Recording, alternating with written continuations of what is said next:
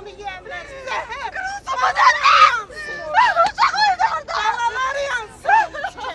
Hayvanları orada. Balaları çok maraqlı. Hə, qışqırma cəmaatın üstünə. Çəkin. Cəmaatımı da qanağlı edərək qışqırır.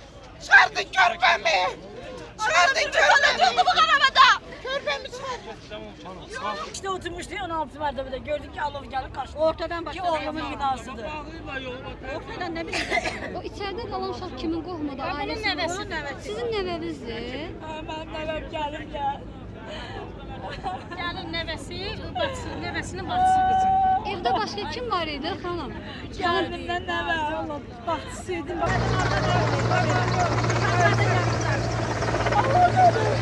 Qazla işləyən bina deyil, elektriklərdir. Nə bileyim. Yəni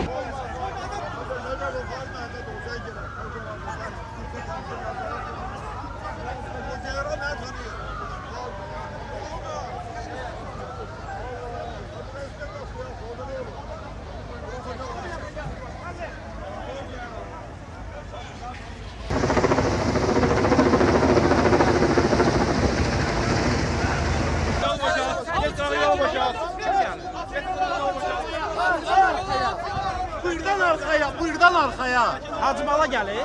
Arkaya. Arkaya.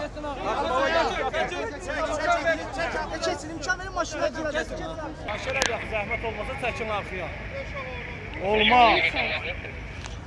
get hamıya eyni deyil. Olmaz. Ona da olmasın, əlini çək. Əlini çək. Get onu da dedən yedirmirsən ona sən. Orada da jurnalistlər var, xeyr olsun onları Siz qoyun. yanğın söndürəcəksiniz orada. Bəs o jurnalist yanğın Siz yanğın söndürür söndür. orada. Onlar məndən qabaq gəliblər. Nə fərqi var ki sizdən qabaq gəliblər, o nə deməkdir?